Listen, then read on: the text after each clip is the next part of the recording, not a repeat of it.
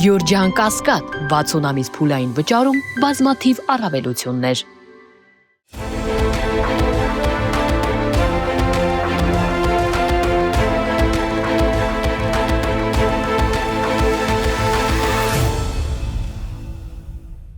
Բարև ձեզ, Մեդիահաբի հարգելի հետևորդներ, եւ այսպես այսօր կանդրադառնանք երկու կարևոր հարցերի, որոնք շահկապված են միմյանց։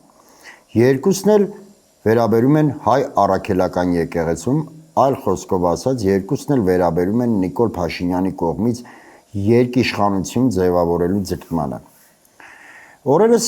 ամենայն հայոց կաթողիկոս Գարեգին Բեի կողմից պաշտոնանկ արվեց Մասացյոտնի թեմի առաջնորդ Գևորգ Սարոյանը, Գևորգ եպիսկոպոս Սարոյանը, եւ նրա փոխարեն տեղապահ նշանակվեց Ռուբեն Վարդապետ Զարգարյանը։ Բնականաբար կաթողիկոսի որոշմանը անմիջապես հաջորդեց Նիկոլ Փաշինյանի հայտարարությունը, ըստ որի նա առ ոչինչ համարեց ամենայն հայոց կաթողիկոսի որոշումները եւ իր աջակցությունը հայտնեց Գևորգ Սարոյանին։ Եվ միանգամից նույն կիրակի մասնակցեց Մասիսի եկեղեցում տեղի ունեցող պատարագին։ Բնականաբար Նիկոլ Փաշինյանը այդ պատարագին մասնակցեց իր հավատացյալների խմբով, որոնք նրան ուղեկցում են ամենուր եւ բոլոր եկեղեցիներում։ Իհարկե, պատարագի ընթացքում շոուն ամբողջովին հաջողվեց, օրվա հերոս հռչակվեց Վեդու կոմունալի աշխատակիցը, այնուհետև բոլորը մոռացան այդ պատարագի մասին։ Սակայն մի շարք հարցեր մնացին չլուծված, եւ այդ հարցերի չլուծման դեպքում պետք է փաստենք, որ Մասացյոտնի թեմում կստեղծվի երկիշխանություն։ Այլ խոսքով ասած, Մասացյոտնի թեմը հայ առաքելական եկեղեցում կլինի առաջինը, որը եթե ոչ իհարկե ոչ իրավաբանորեն, սակայն փաստացի կբաժանվի երկու մասի, կկիսվի երկու մասի։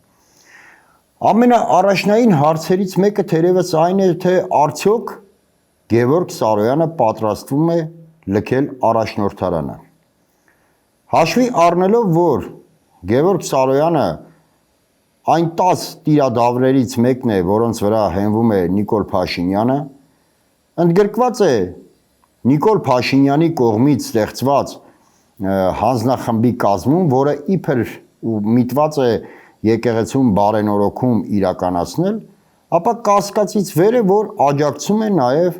ոչ միայն ողջ իշխանության, այլ նաև իրավապահների ամբողջ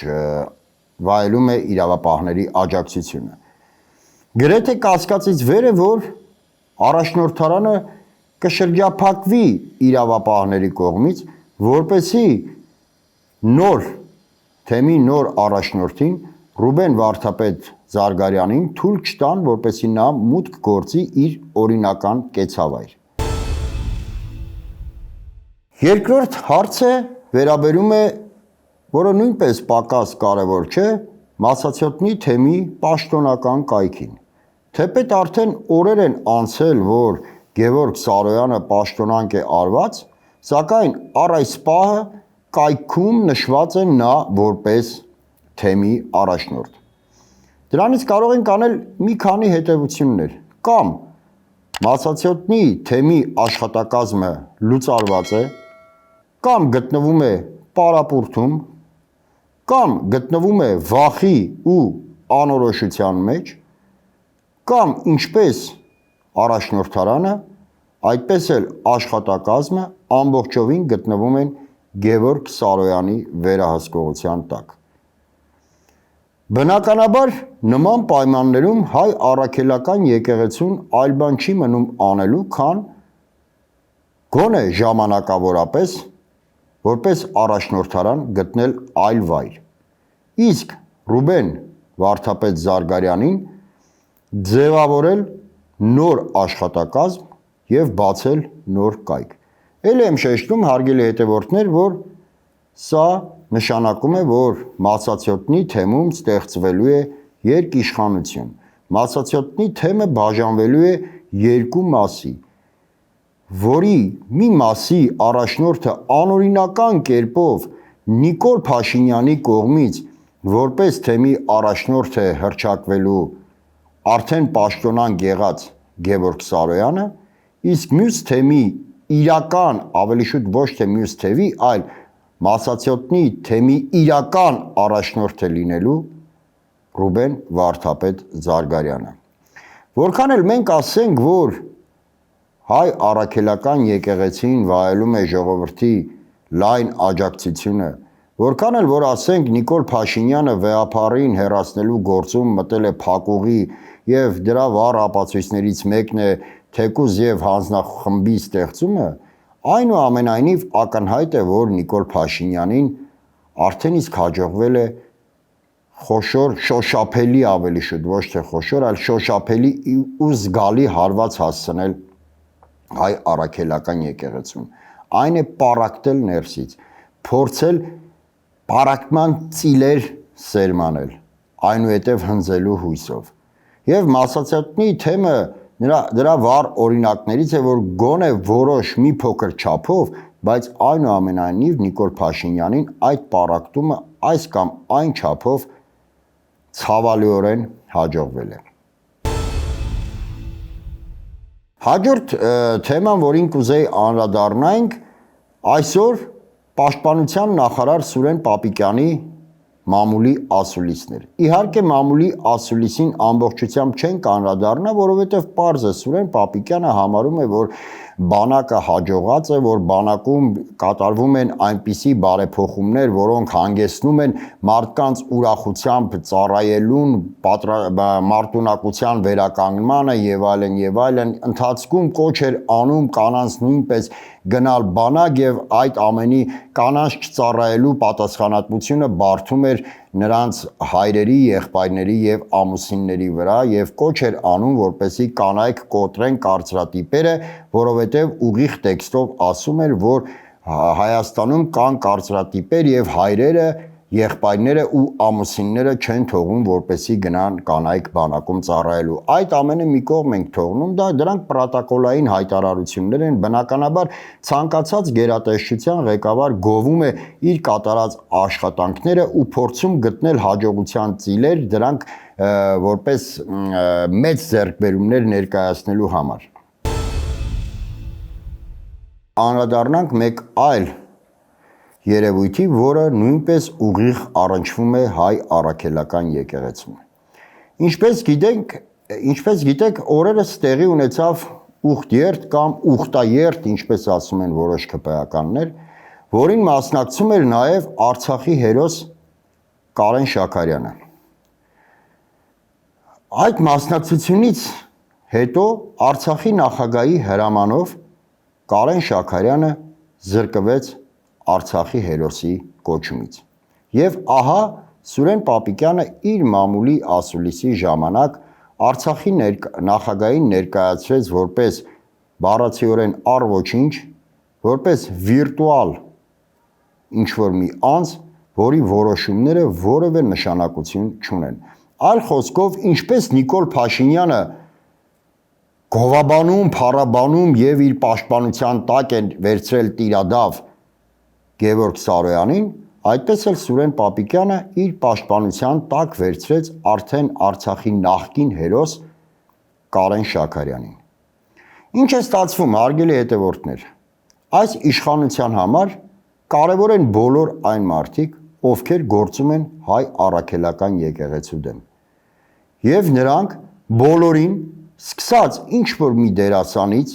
սկսած ինչ-որ մեկից, որը իրեն թույլ է տալիս բարձրանալ կաթողիկոսի շիրիմին, խփել Մայր Աթոռի դռանը, հայհոյել Մայր Աթոռի բակում, վերջացրած եպիսկոպոսներով ու բարձրաստիճան սպայական անձնակազմով պատրաստ են բոլորին վերցնել իրենց թևի տակ միայն մեկ պայմանով, որպեսզի նրանք գործեն հայ առաքելական եկեղեցու դեմ։ Այլապես ստացվում է հակասություն։ Այս իշխանությունների համար Արցախ այլևս գոյություն չունի։ Այս իշխանությունների համար Արցախը միշտ եղել է Ադրբեջանի կազմում։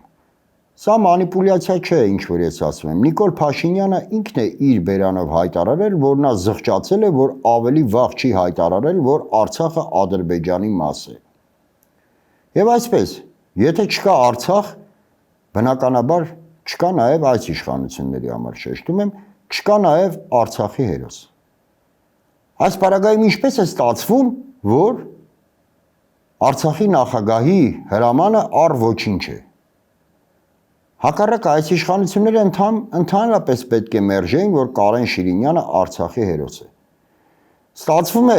եթե նա չպաշտպաներ Նիկոլ Փաշինյանի վարած քաղաքականությունը, չմասնակցեր ուխտ երթին, ապա նրանք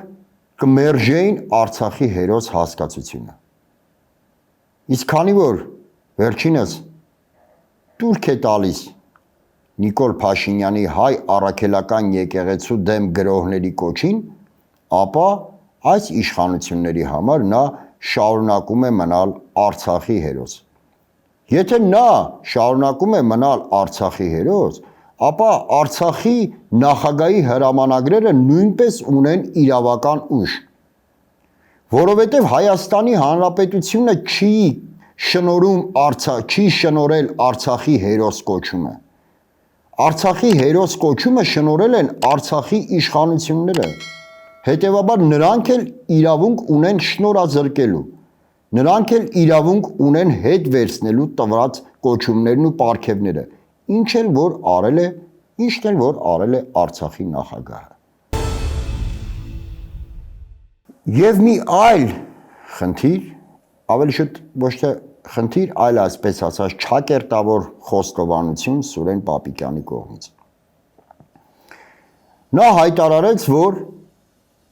բանակը չի մասնակցում այսպես ասած պատարակներին, ուխտ երթին, չկա նման հրաման իր կողմից, չկա նման հանձնարարություն։ Ես իրականում հավատում եմ Սուրեն Պապիկյանին, որ նա նման հրաման ու հանձնարարություն չի տվել, որպեսզի զինծառայողները մասնակցեն պատարակներին կամ այդ տխրահռչակ ուխտ երթին։ Սակայն հետաքրքիրը այստեղ Սուրեն Պապիկյանի ձևակերպումն է, որ զինվորականները չեն մասնակցում, բանակը չի մասնակցում քաղաքական գործընթացի։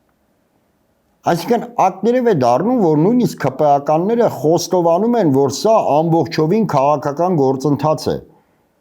Հայ եկեղեցու դեմ Նիկոլ Փաշինյանի հարձակումը պայմանավորված չէ ինչ-որ կուսակրոնության խախտմամբ, ինչ-որ չգիտեմ բարեպաշտության նորմերի խախտմամբ եւ այլն եւ այլն։ Այլ այն բացառապես քաղաքական գործընթաց է, որովհետեւ երբեմն մարդը ակամա ասում է այն, ինչը որ իրականում կա։ Այո, հարգելի հետևորդներ, այսօր մամուլի ասուլիսի ընթացքում Սուրեն Պապիկյանը բառացիորեն ընդունեց, որ թե պատարակները, որոնց մասնակցում է Նիկոլ Փաշինյանը, եւ թե ուխտ երթը, այդ ամենը քաղաքական գործընթացներ են։ Եվ մի այլ բան էլ հայտարարեց Սուրեն Պապիկյանը, որ ինքը եթե մասնակցի պատարակներին, ապա այդ պատարակներին չի հնչի վեհապարի անունը։ Ապա ինչ է ստացվում այստեղից, որ կամ Սուրեն Պապիկյանը պատարակների մասնակցելու է միայն Նիկոլ Փաշինյանի հետ, կամ մասնակցելու է կարգալույծ եղած քահանաների ու տիրադավ եպիսկոպոսների կողմից մատուցվող պատարակներին, կամ էլ դիմելու է վարչական ռեսուրսների կիրառման, որպեսզի այն պատարակին, որին ինքը պետք է մասնակցի, ստիպի, որպեսզի պատարակը մատուցող քահանան զեղչի վեհապարի անունը։ Դրա համար Նիկոլ Փաշինյանը արդեն տվել է կարտ բլանշ։ Նա վերջերս հայտարարեց, որ ավելի շուտ ոչ թե հայտարարեց, այլ կոչ արեց, որպեսզի քաղաքացիները բոլորը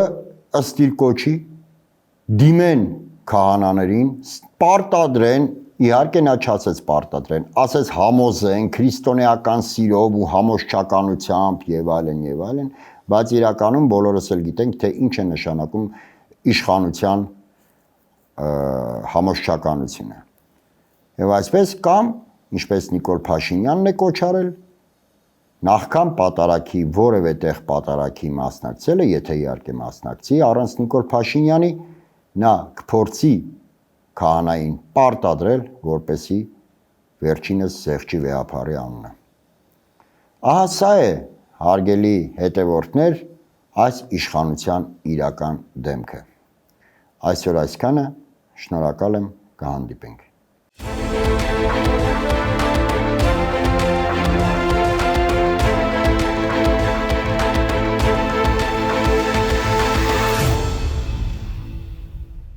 Գյուրջան Կասկադ 60 ամիս փուլային վճարում բազմաթիվ առավելություններ։